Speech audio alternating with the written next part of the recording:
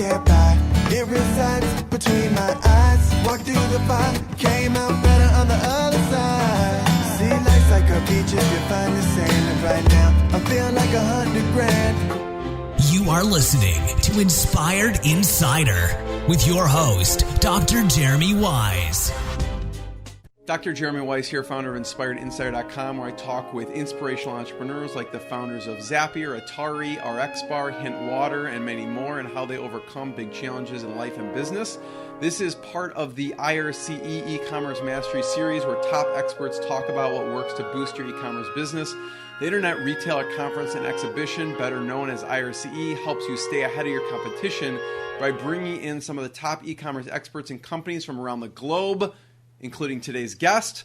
Our sponsor today is Rise25, which I co-founded with my business partner, John Corcoran. Rise25 hosts in-person VIP special events and masterminds for conferences and software companies so they can serve their highest level customers.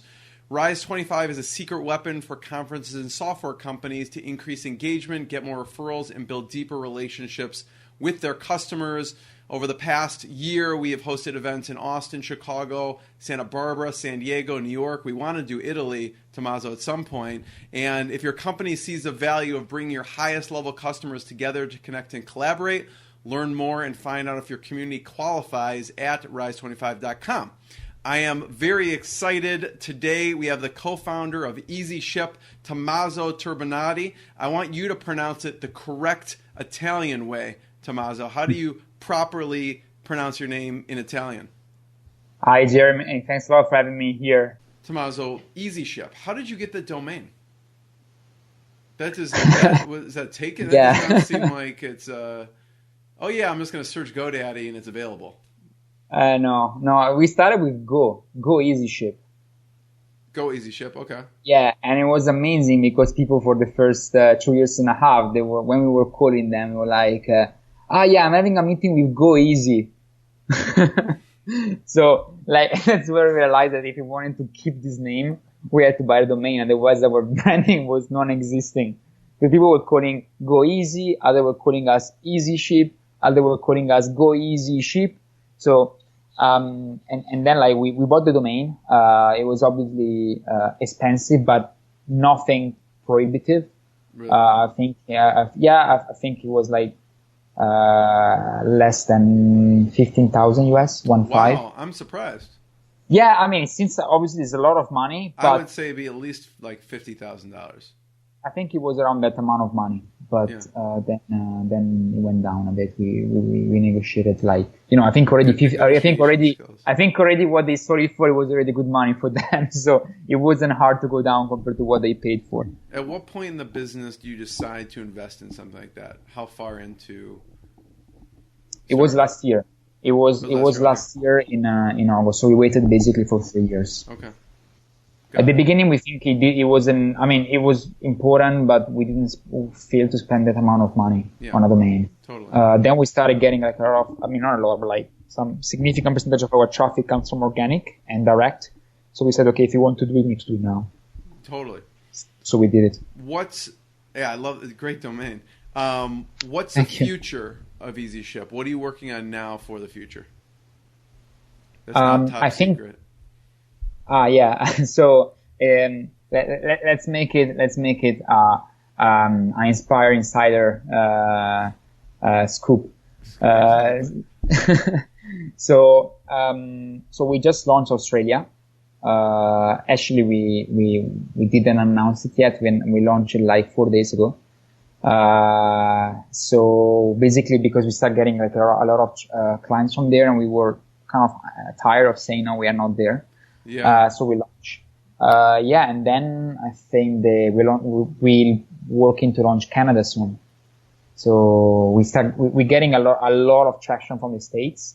A lot of companies are using us there, and more Canadian businesses are asking for it. So given the proximity of the market I think is a no-brainer to launch there.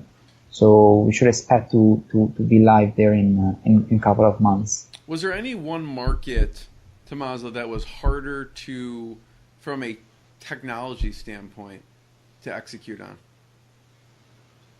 I think Australia was pretty complex. It was. Yeah, it's really complex because it works in a way that it's very different from how Asia or US works. So it's very technical. I don't know if I'm gonna maybe like be a bit boring, but like the origin so the algorithm works in a way that he get an origin place and a destination place, and then he compare all the rates. But the problem is that the origin in Australia is not based on zip code or state or city, is based on suburbs. So it's a completely different infrastructure. Yeah, different infrastructure. It's a very amazing how many nuances there are to all of these places. Oh yes, it's incredible. Imagine that we are not there, but like imagine if you, for example, will go to Vietnam, you will see that they don't have zip codes, and they don't have. How do zip people codes. get any packages? So I don't know. So I remember when until a couple of years ago, you would see on the addresses like something like, I don't know, Green Street. Actually, no, sorry, they don't have street number. So they have the zip code. They don't have street number. So you will see something like Green Street next to the shoes store that sells Nike. So that's amazing. Like where your hometown, beautiful. A small hometown. Beautiful. Just like, yeah, just in my hometown can work. That person's house. I'll get it. Yeah. So there are, I would say, like around 7 or 8 different infrastructure that you need to do. That's not that accurate. Drop it off next to a Nike store. Forget about address validation. So I always, first of all, Tommaso, thank you for taking the time. I know it's really late Hong Kong time, and I really appreciate it. Everyone should check out Easyship.com, especially because they've acquired the domain from Good Negotiation. It's a great domain, Easyship.com. Check them out. I always ask Tommaso, because it's Inspired Insider, what has been the lowest moment and how you push through for the business? And then on the flip side, we'll talk about the proudest moment. What's been a low moment from this journey?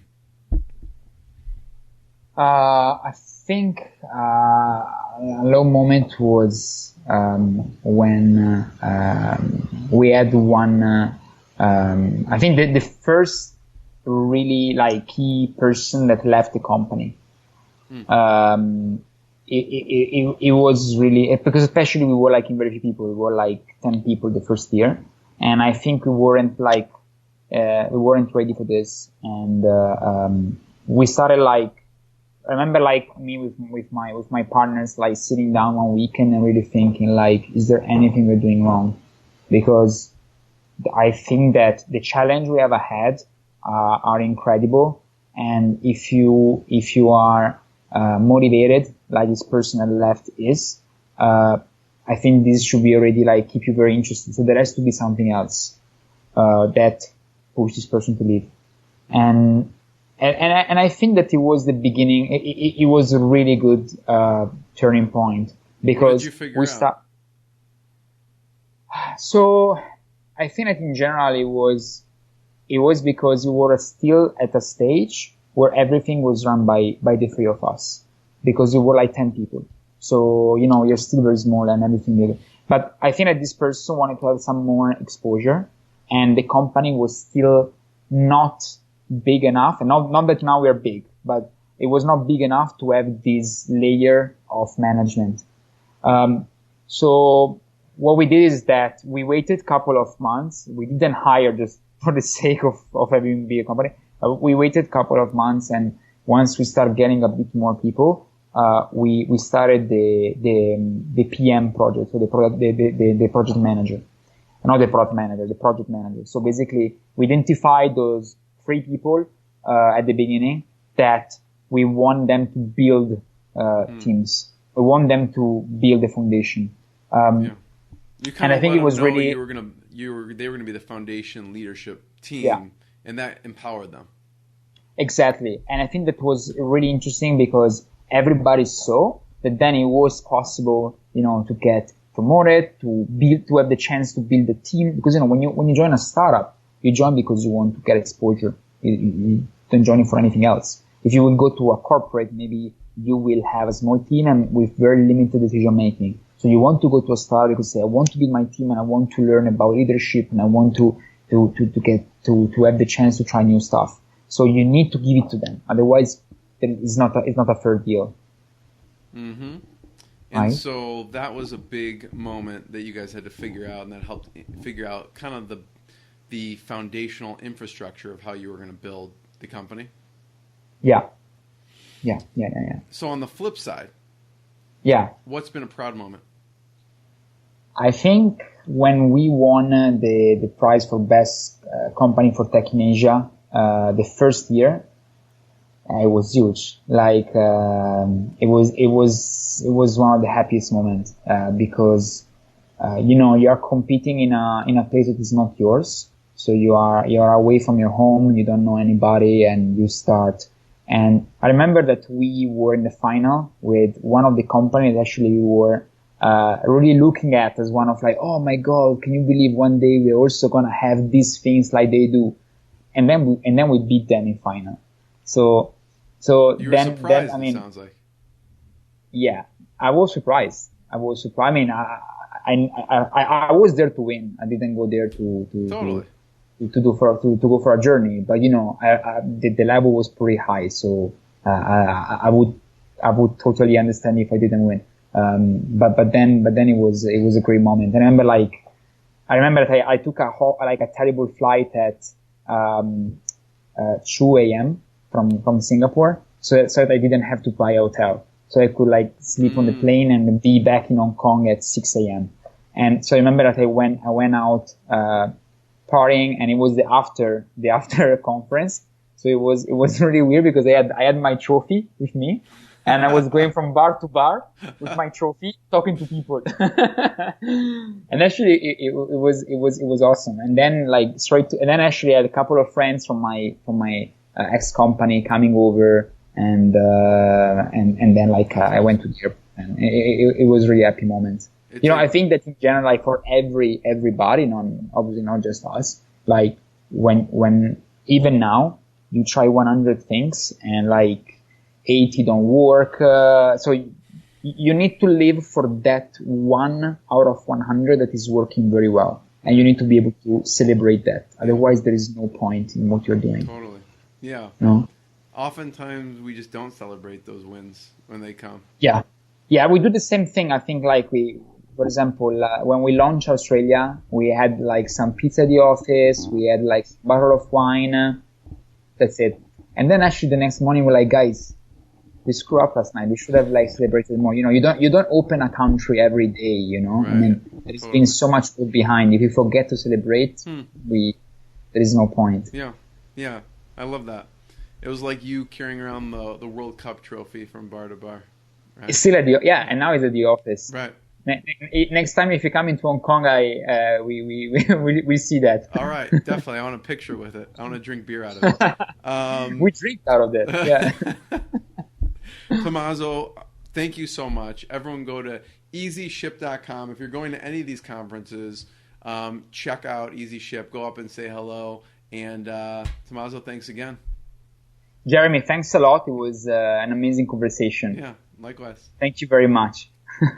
Let me know when you come to Hong Kong. I will let you know when I come to New York. Well, I'm going to see you in Chicago in a month and a half. So and if you pass by New York, let me know. We can visit our office there in Dumbo, in Brooklyn. Well, definitely.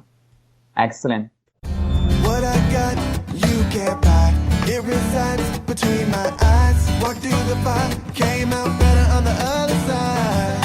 See, life's like a beach if you find the sand. And right now, I feel like $100 grand.